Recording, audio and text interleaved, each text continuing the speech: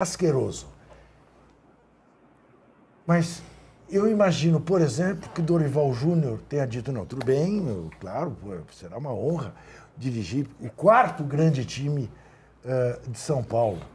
Mas eu quero ter uma cláusula que a cada dia de atraso no pagamento tem uma cobrança de juros. Assim. Porque quem vai trabalhar no Corinthians seguro num clube que está devendo 2,5 bilhões e que já tem gente que se orgulha da dívida, que diz que só um clube muito grande pode dever tanto. Pode dever Tem uma tanto. dívida tão grande. Tem um raciocínio bom, né? Não é legal? Que maravilha, maravilha. Isso, né? Então, o termo que você usou define na perfeição a situação que o Corinthians está. A deriva.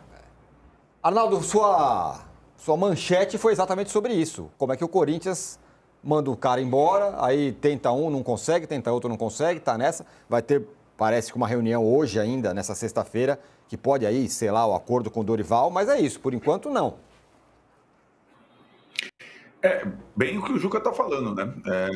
Acho que é a dificuldade de um treinador topar um projeto que não garantia alguma, né?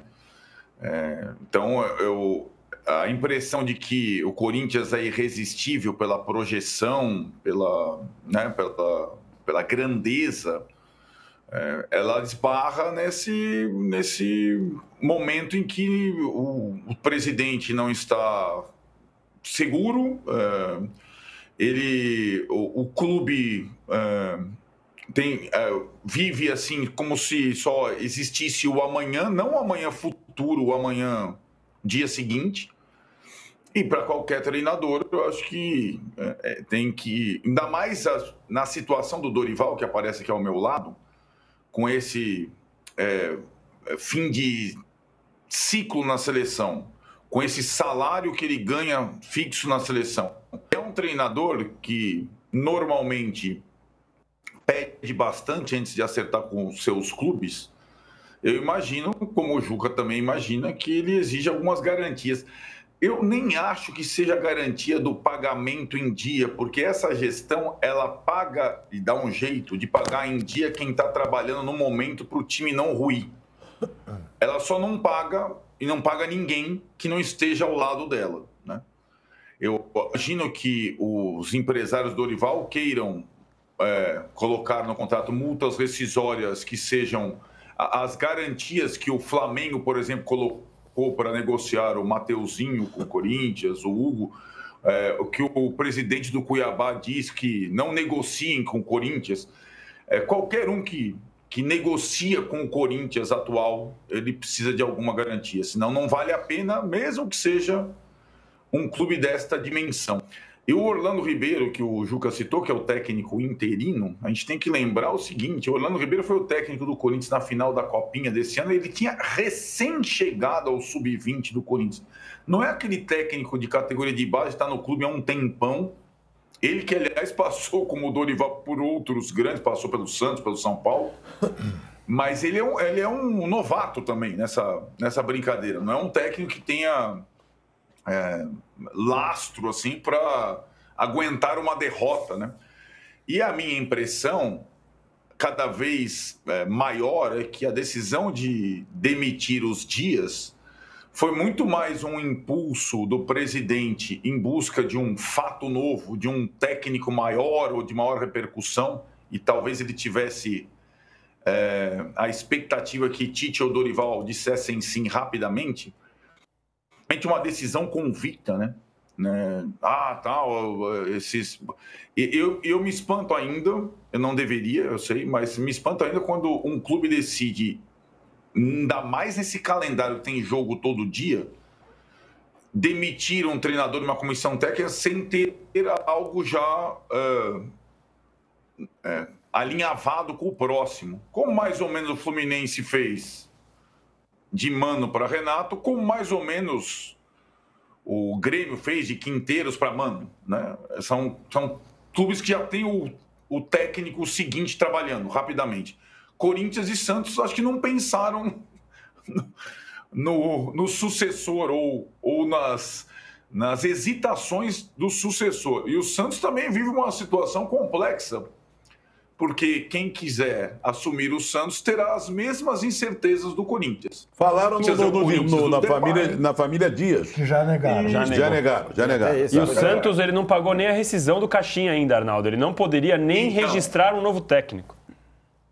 Perfeito, exatamente. Como essa nova regulamentação exige, né? Para você colocar o sucessor, o seguinte, você tem que acertar as contas com quem está saindo. Arnaldo, coisa que o Corinthians viveu no ano passado também, dificuldades para contratar o próximo. No caso do Santos, é absolutamente escandaloso que quem faça o convite não tenha consciência de que o Instagram do Emiliano Dias impediria qualquer conversa com qualquer time de São Paulo no momento. Porque ele fez uma despedida do Corinthians que não nasci ontem, como diz aqui o nosso Danilo, fiquei com o coração aquecido. Quase chorei, porque ele faz uma declaração de amor ao Corinthians, dizendo, e vou voltar, vou me aperfeiçoar e vou voltar. Imagine a torcida jovem do Santos. Agora temos aqui o cara que está se aperfeiçoando para voltar para o Corinthians. Quer dizer, realmente... Eu queria falar duas coisas em relação ao Dorival e ao que está acontecendo, e ao Palmeiras, aos times todos de uma maneira geral, ao Corinthians. A gente viu com a vitória do Corinthians, 10 contra 11, que esses times, a maioria deles, é muito fraca. Dá para você jogar com 10 contra 11 e jogar melhor e ganhar o jogo. É impressionante. A fragilidade de certos times aí. Da Sul-Americana. É um negócio. Mas aí, em contrapartida, a gente vê o Cruzeiro fazendo o que está fazendo. Não, mas no Cruzeiro a situação está com 0, não tem nenhum ponto. O líder é o Mushuki Runa. Eu nunca tinha ouvido falar desse time. Ali é um bom sonoro, Mushuki Runa, da samba, da reggae, não sei lá o quê. A outra coisa que eu queria falar em relação ao Dorival. Tá certo ele, se ele está pensando, como o Juca está dizendo, os empresários dele, sei lá quem, o staff, tem nome de staff. Né? O staff do Dorival, não sei quem quer, o que faz parte, de querer. Está tudo no papelzinho ali, porque tem receio de não receber em dia ou nunca, não sei o que e tal. Mas vem cá, é muita banca para o Dorival Júnior ficar também como o sujeito mais idolatrado do futebol. O Santos queria, o São Paulo, o pessoal dizia que queria tomar o lugar do Zubeldia, agora o Corinthians. Será que ele está com essa... É a única profissão que eu conheço, ou uma das poucas profissões que eu conheço, que você fracassa. Você fracassa, é xingado, é vaiado, não sei o quê. E dias depois você consegue um contrato melhor que aquele que você tinha. Vide o Mano Menezes. É verdade. Não, o próprio Dorival, o papel dele na seleção foi um fiasco. Mas ele sai da seleção, em vez de falar, bom, dá um tempo, olha, vai ganhar muito dinheiro, tem salário até a Copa do Mundo. Não. É disputado por todos os times que estão dispostos. O fracasso sobe a cabeça. Então, mas é uma profissão que o fracassado se lucra. Sim. Sabe? Então, cai pra cima. E ganha multas milionárias. Porque aí não é culpa dele, é culpa dos clubes. Que o cara tá lá, pede uma multa e o clube aceita. Então é uma coisa muito louca. O Dorival Júnior é o técnico mais badalado da história do futebol brasileiro nos últimos anos. Aí a pergunta que fica aqui, merece? Boa Mas aí também, né, um problema sem fim, porque a gente vê aqui o Dorival vivendo isso e ele sabe que se ele for para o Corinthians, ele pode ser demitido 2 meses depois se a Gaviões da Fiel resolver demitir. Porque a gente sabe que quem está segurando a paz lá é a Gaviões. Inclusive, conversei sobre isso com o Juca na quarta-feira. E ao mesmo tempo... No fim de papo. No fim de papo. É bom você saber que tem o fim de papo toda... 11h30. Terça, quarta, quinta e domingo. Domingo, que é isso? Tem sábado ou domingo, depois do jogo da rodada. Pois com o Domitila aberto. E eu estava conversando com o Juca e falei que, isso aí o Dorival sabe, deveria saber pelo menos, que quem segura a paz por lá é a Gaviões da Fiel. E ele vive essa questão, vou pôr aqui meu salário muito alto, porque o Corinthians está vivendo isso. E é um reflexo de um Corinthians absolutamente fragilizado. Porque no final, para o Augusto Melo, é até bom essa questão. A gente não está falando que daqui a alguns dias, daqui a algumas horas, ele vai ser indiciado. Ele pode ser envolvido numa investigação. O nome dele está da página policial dia sim, dia também. E a gente está aqui discutindo o quê? Dorival, Tite, não sei o quê. Os caras tiveram a manha de culpar o Tite por ele ter tido a crise de ansiedade, chamar o Tite de frouxo, lembrando que o Tite é campeão do mundo, campeão da Libertadores pelo Corinthians, fez 2 boas Copas do Mundo, na minha opinião, ótimo trabalho na seleção brasileira, muito melhor do que o trabalho do Dorival, inclusive, e está sendo tirado para nada no Corinthians, como se doença mental fosse qualquer coisa. Deu para trás, pessoal. Deu para trás Exato. pela segunda vez. E tirando o Corinthians da reta, quem é outra. que deixou o Corinthians nessa situação? Com uma dívida de 2,5 bilhões, com transfer ban, com atraso de salário, com adiantando dinheiro de 2026 para pagar 2025? A gestão passada e essa gestão, porque essa gestão está tentando apagar fogo com gasolina. Então, assim, o pessoal está perdendo de vista que o principal culpado do Corinthians estar dessa maneira são os dirigentes, e não é o Tite, não é o Dorival, não é... Mas, entre outras coisas, porque a Gaviões deve 1 milhão pro Corinthians. Pois é, e aí a Gaviões apoia tudo que está acontecendo, verdade. mantém lá o vestiário blindado. Por quê? Porque tem esse grave conflito de interesse. A gente falou por tanto tempo, justíssima, de uma maneira justa do conflito de interesse, Leila, Crefisa, Palmeiras, todos os outros que a gente fala, Diniz, Fluminense, Seleção Brasileira, vários conflitos de interesse. E Gaviões, Corinthians e Augusto é um conflito gravíssimo. Que está ali e passa a margem. Porque o Corinthians vai, campeão paulista para cá, ganha um jogo para lá, o Memphis não sei o quê. O Félix Torres, que a gente estava falando aqui, foi a 3ª contratação mais cara do Corinthians no ano passado, 30 e poucos milhões. O Perrone, nosso amigo jornalista, fez um levantamento. O Depay, que era de graça, 25 milhões de reais. De graça, estava livre. 25 milhões de reais só em comissão. Então, assim, o Corinthians ele é tratado, e aí oferecem 3 milhões de reais de salário para o Dorival. E eles não estão pagando o Cuiabá, que está na 2ª divisão rebaixado. Que faz uma campanha para que ninguém teve que aceitar um negócio da CNRD, que é um órgão patético da CBF, pagando a dívida até 2040. É um negócio absurdo. O Corinthians pisa na cara dos Só times. uma correção no que está ali na tela. Eu não falei que é um técnico mais badalado. Técnico brasileiro. Porque o Abel é mais badalado que o Dorival. Merece ser o técnico mais badalado do Brasil. Brasileiro dos últimos tempos. Entendi. Entre os Agora brasileiros. eu acho que eu vou me levantar e vou embora. Por quê? Porque vocês acabaram de enterrar definitivamente o Corinthians. Não, calma. Não, realmente. Você deixaria o Orlando Ribeiro lá? Não. Baratinho. Bom, veja, eu acharia... O time ganhou com 10 contra 11. uma solução barata. Aliás, foi tema também da nossa conversa no Fim de Papo, quarta-feira. O que é uma solução barata?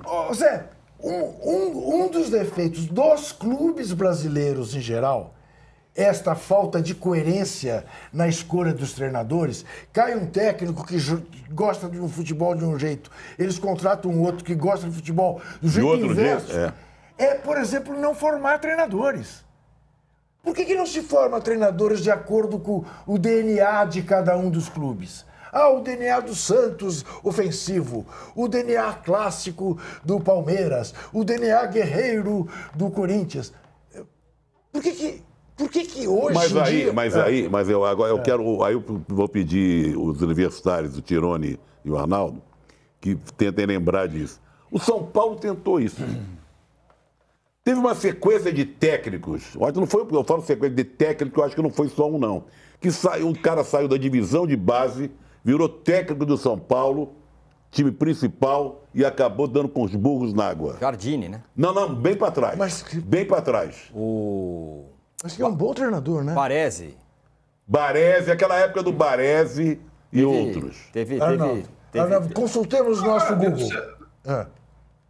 Deu certo com o Muricy, né? Mas lembrando que o Muricy não foi o primeiro auxiliar do Tele, né? Primeiro foi o Oscar, depois foi o Márcio Araújo.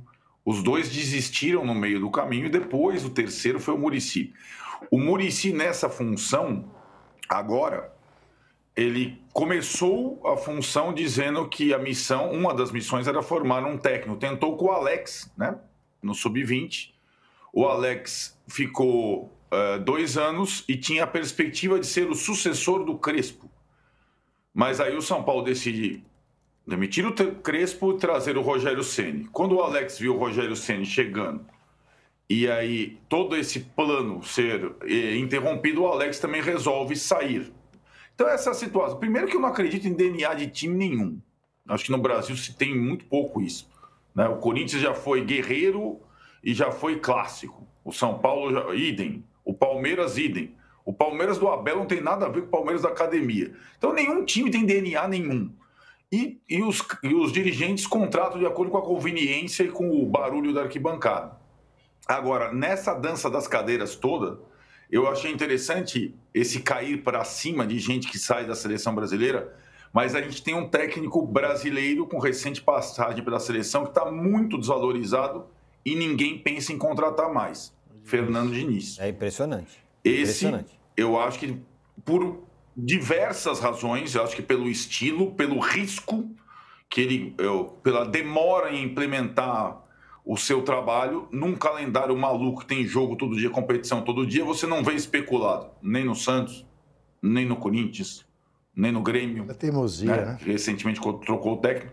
Então, o Fernando Diniz, que há pouco tempo era o técnico campeão da Libertadores e o da seleção brasileira, ele ainda teve uma chance no Cruzeiro. Mas o Arnaldo, é a responsabilidade, é a teimosia dele ou os clubes que não conseguem enxergá-lo como um bom técnico? Eu acho que ele, como demora em emplacar trabalhos e várias vezes entrega os seus times na zona de rebaixamento, vai lá embaixo para depois os clubes vários ainda não mais querem esse mais ano, correr esse risco. Ainda mais esse ano, que é jogo todo dia.